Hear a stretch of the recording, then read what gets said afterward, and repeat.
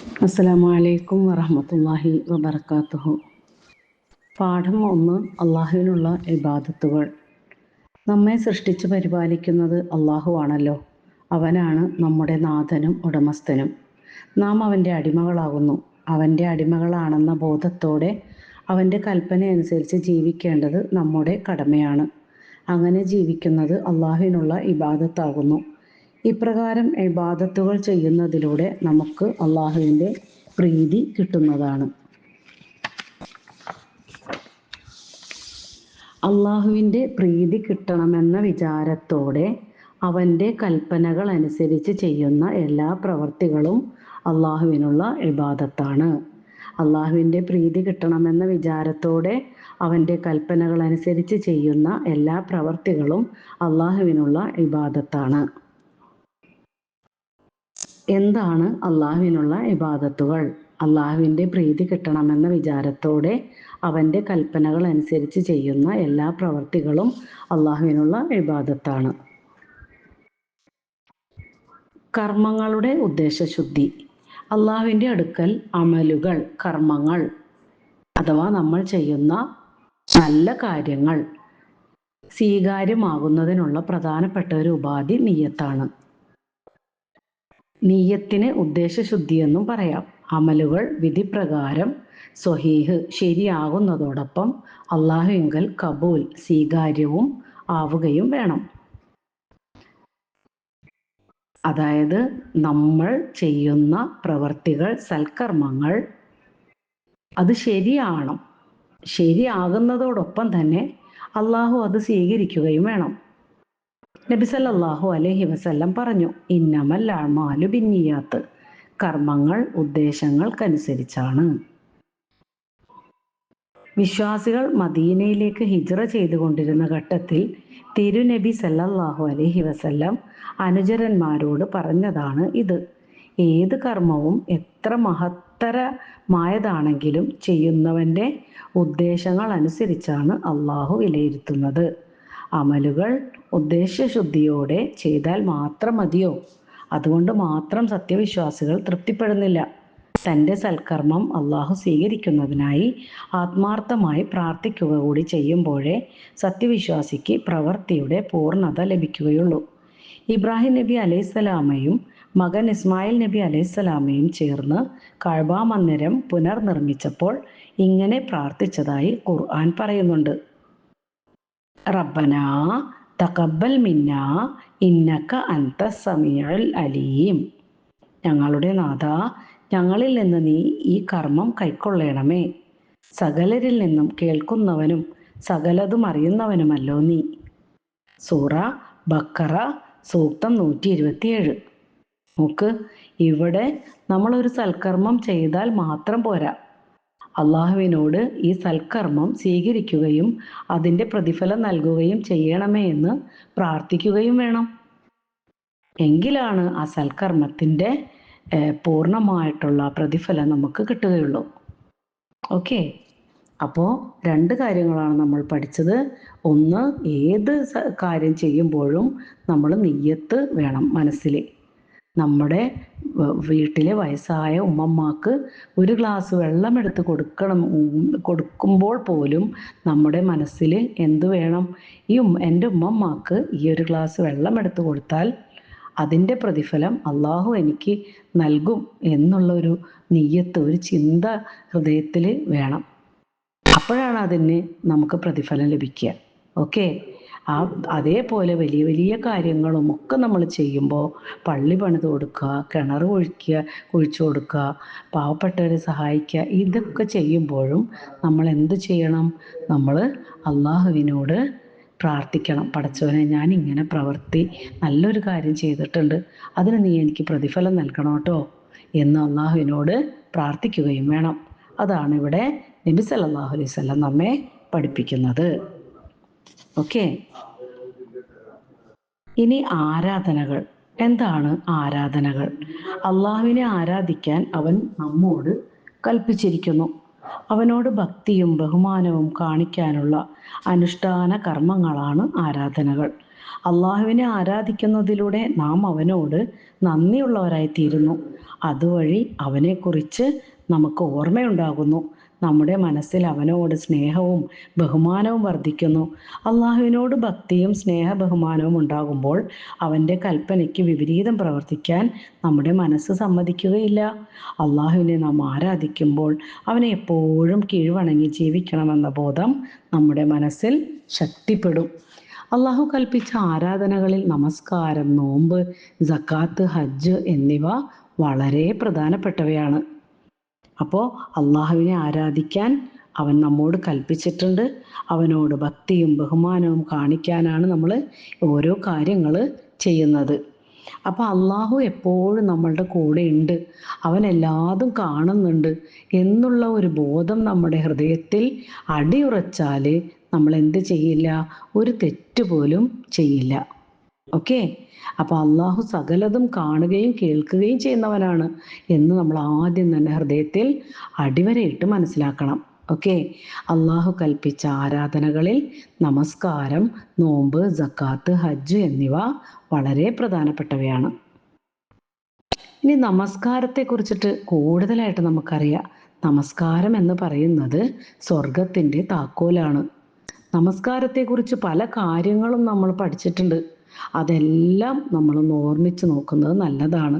എത്ര ആശ്വാസം നൽകുന്ന ഒരു ആരാധനയാണ്, ഒരു അനുഷ്ഠാനമാണ് നമസ്കാരം എന്നത്, അല്ലേ? നമ്മളിൽ നിസ്കരിക്കാൻ വേണ്ടിയിട്ട് ഒതുവെടുത്ത് അള്ളാഹുവിൻ്റെ മുമ്പിൽ നിന്ന് കൈകെട്ടി വജ്ഹത്ത് വജിഹിയ എന്ന് പറയുന്ന പ്രാർത്ഥന ചൊല്ലുമ്പോൾ നമ്മുടെ ഹൃദയത്തിലേക്ക് ഇങ്ങനെ സമാധാനം ഇങ്ങനെ ഊറി വരുന്നതായിട്ട് നമുക്ക് കാണാൻ പറ്റും.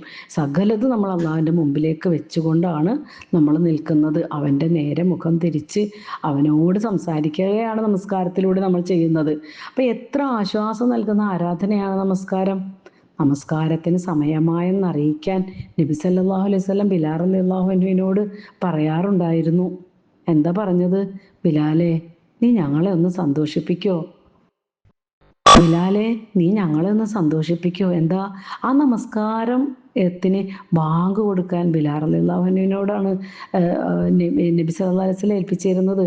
അപ്പം അദ്ദേഹം സമയമായോ ബിലാലെ, നീ അപ്പോൾ ബിലാൽ റളിയല്ലാഹു അൻഹു ബാങ്ക് കൊടുത്താൽ പിന്നെ വേഗം നിസ്കരിക്കാലോ, അള്ളാഹുടെ അടുത്ത് നിന്ന് സംസാരിക്കാലോ, അപ്പോൾ ഹൃദയത്തിന് സന്തോഷം കിട്ടൂലോ.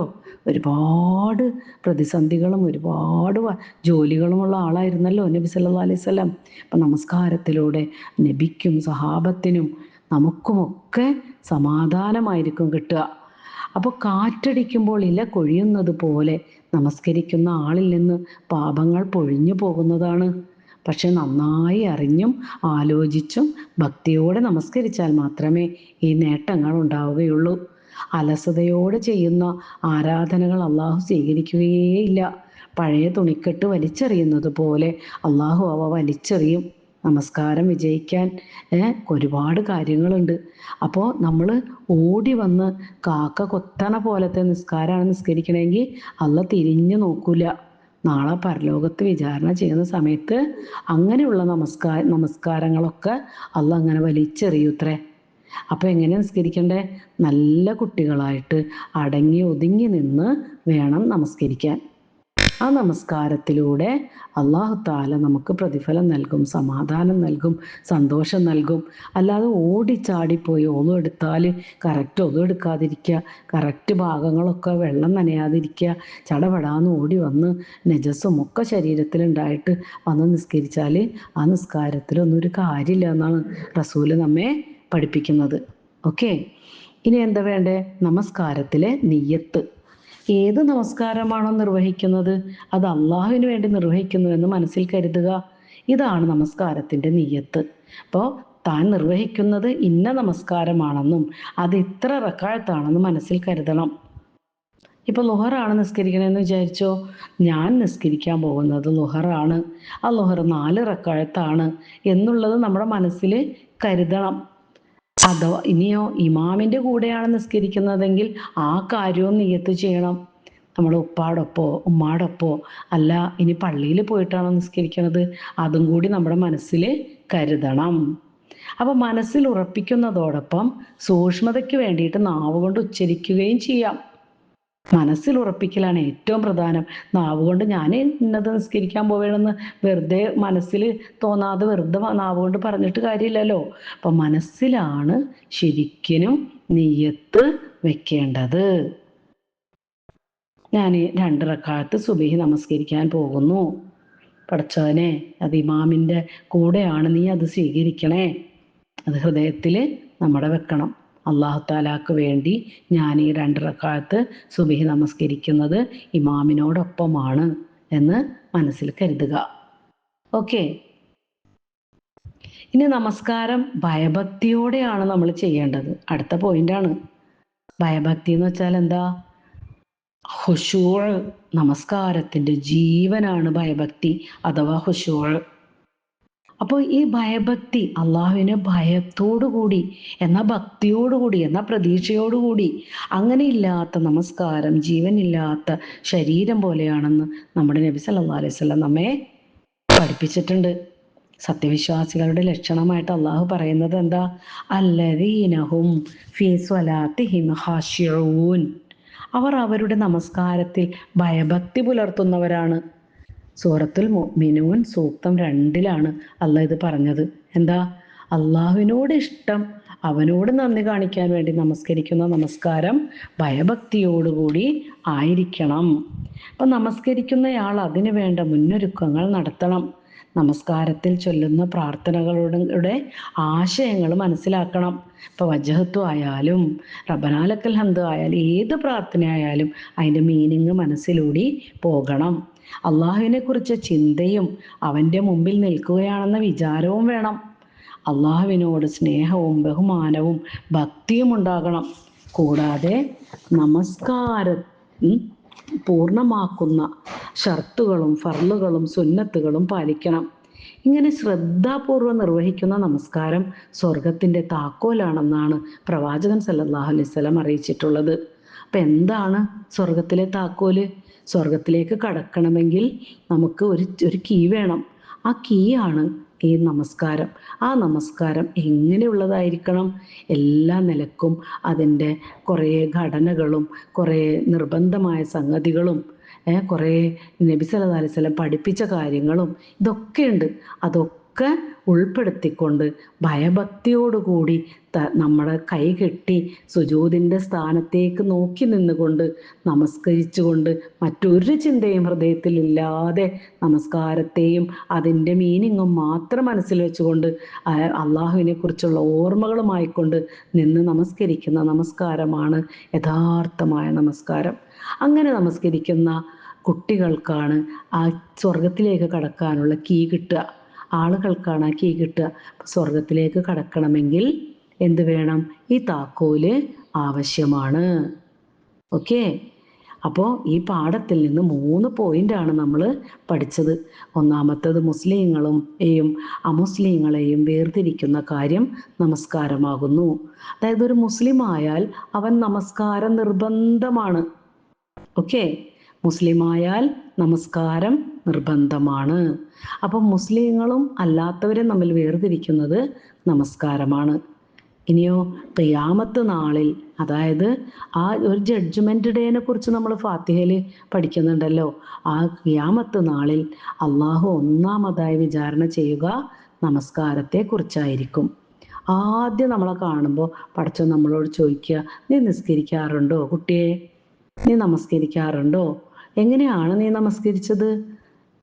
അപ്പോൾ നമ്മളോട് പടച്ചോൻ ആദ്യമായി സംസാരിക്കുക നമസ്കാരത്തെക്കുറിച്ചായിരിക്കും. അതേപോലെ മറ്റൊരു കാര്യം നമ്മൾ ശ്രദ്ധിക്കേണ്ടത് ഖുശൂഅ് അഥവാ ഭയഭക്തി. അതാണ് നമസ്കാരത്തിൻ്റെ ജീവൻ.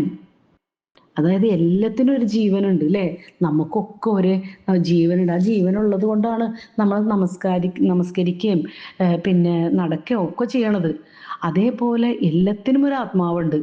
അത് നമസ്കാരത്തിൻ്റെ ആത്മാവ് ഖുശൂഅ് അഥവാ ഭയഭക്തിയാണ്.